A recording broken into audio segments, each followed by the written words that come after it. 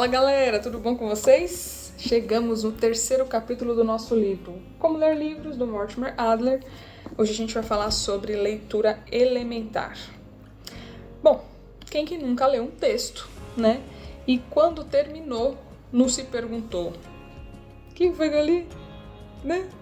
Acontece comigo, deve acontecer com você, e por isso estamos juntos aqui nessa jornada do MMV, minha melhor versão, para melhorarmos isso juntos, ok? Vamos começar falando sobre o que é essa tal de leitura elementar. Nada mais é do que a capacidade de você juntar sílabas, entender as frases e as palavras e sacar as informações que estão sendo transmitidas por meio delas. É aquilo que a gente aprende lá no comecinho da escola para conseguir ler um texto sem que precise alguém do nosso lado ajudando a gente o tempo todo, ok? Bom, é como aprender a andar de bicicleta, só que não naquele sentido que a gente está acostumado a ouvir, quem aprende a andar de bicicleta nunca esquece. Lógico que quem aprende a ler também nunca esquece, a não ser que bata a cabeça, né? Porém, não é a coisa mais comum de acontecer. Só que não é nesse sentido que eu quero falar aqui para vocês. No começo, quando você aprende a andar de bike, você precisa das rodinhas, certo? Só que depois a ideia é que você passe a pedalar sozinho. A leitura elementar, ela está para as rodinhas da sua bicicleta. Sacou? Então, a ideia é que ao longo do processo você ganhe autonomia. Fechou? Tá claro? Vamos lá. Tô com meu resuminho aqui do lado e a gente vai começar falando sobre contexto histórico, pra gente entender por que a leitura é tão importante, né? Olha só, nos anos 70 rolou uma década de leitura lá nos Estados Unidos. A ideia era garantir que todo mundo soubesse ler, o que acabou criando um monte de métodos diferentes. E, claro, um monte de confusão junto, né? Olha só, pensa. É como se todo ano te desse... Todo ano não, vamos melhorar isso? É como se a cada aula de direção te dessem um carro novo para você aprender a dirigir. Quem sabe dirigir, quem passou já por esse perrengue de aprender a dirigir, sabe que a pior coisa do mundo que pode acontecer é trocarem o carro da autoescola. É a pior. Bom, deixando isso claro, a gente vai para o primeiro método, então, de aprendizado, tá? De leitura naquela época. O primeiro método é o método ABC, que é o método tradicional, ok? Ele era bem direto, a criançada decorava o alfabeto e formava as sílabas, né? Do tipo ba, be, bi. No final das contas, ficava aparecendo um karaokê das letras. Só que faltava conectar essas letras com algum significado das palavras. Ficava uma lacuna na cabeça das crianças. Depois veio o método fônico, que também era chamado de sintético. Esse método ele focava mais nos sons das letras, tipo o B fazendo o som de B. A ideia era montar um quebra-cabeça com os sons, com as letras do alfabeto que já existiam, para formar palavras. Era legal, mas às vezes virava uma bagunça sonora, principalmente com aquelas letras traiçoeiras que tem mais de um som. S, por exemplo, né? Aí veio o método visual analítico. Esse método, ele funcionava mais ou menos assim. As crianças aprendiam a reconhecer as palavras inteiras, quase como se fossem símbolos ou logos, tá? E era tipo olhar para o logo da Nike e saber o que era. Só que no caso era uma palavra e não um símbolo, né? Como a gente conhece. Funcionava para reconhecimento rápido, mas podia deixar... E com certeza deixava lacunas no entendimento sobre como aquelas letras se juntavam na cabeça das crianças. Bom, houveram críticas, obviamente, né? E houveram duas principais. A primeira delas foi sobre a oscilação dos métodos, né?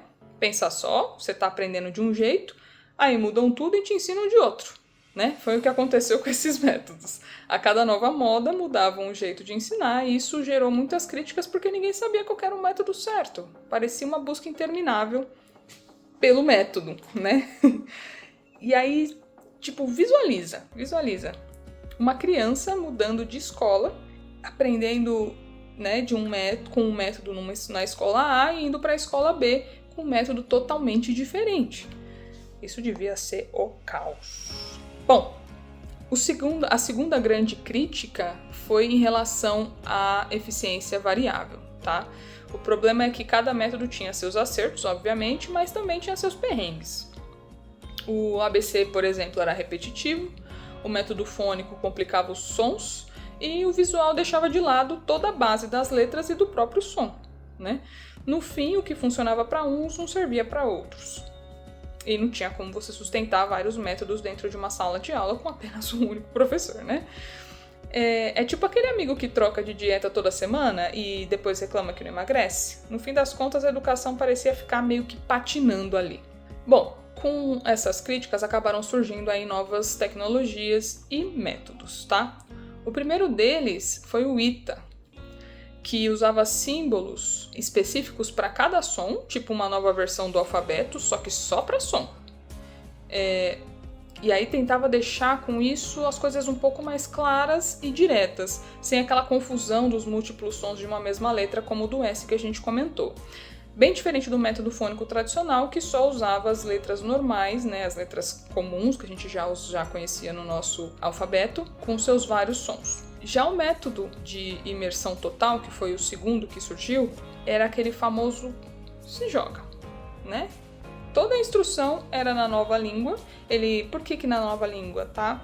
Ele era usado principalmente no ensino de novos idiomas, apesar que tem um específico para língua estrangeira, que é o próximo que eu vou falar. E aí as instruções que eram dadas para as crianças era já nessa nova língua, sem nenhuma explicação em português. Era tipo aprender a nadar pulando na piscina direto. Aí vem o método para a escola de língua estrangeira. Esse método era quase um intercâmbio dentro da sala de aula, né? Tudo era focado na comunicação prática, como se você tivesse que se virar na rua para pedir informação e comprar um café. Se jogou você lá em outro país e você precisa se virar para conseguir se comunicar. E por último, veio o método da palavra, onde você aprende a palavra inteira como um símbolo visual, tipo decorar o logo da Coca-Cola sem precisar saber como cada letra funciona. Bem parecido com aquele método visual que a gente tinha falado antes, né? Bom, apresentei para vocês todos os métodos relevantes de aprendizado em relação à leitura elementar que foram pregados aí ao longo das últimas décadas. Espero que vocês tenham entendido. O meu comentário pessoal, né, para resumir todo esse vídeo, é que esse, de fato, é o primeiro passo para que a gente possa aprender a se virar lendo sozinho, né? Acho que isso ficou bem claro sobre o objetivo desse tipo de leitura. E cada método que a gente passou aqui teve seu papel nesse processo, não dá para falar que não. Só que, lembra, né? O básico é o que te ensina a base para ir além. Então, o que importa aqui no final das contas é que você ganhe autonomia, não importa o método. Importa a autonomia que ela vai te dar no final do processo, tá? Eu acredito que hoje já não tenham tantos conflitos assim. A gente já tá bem encaminhado, pelo menos combinaram aí, né? De ensinar a mesma coisa do mesmo jeito em todas as escolas. Fechou? Bom, se você curtiu, já sabe, deixa aquele like aqui, maroto. Comenta aí qual foi o método que mais te surpreendeu, ou aquele que você mais achou interessante, ou de repente aquele que você viveu. E se você quiser continuar nessa jornada junto comigo sobre leitura e aprendizado, se inscreve no canal e ative o sininho. Até a próxima. Bye!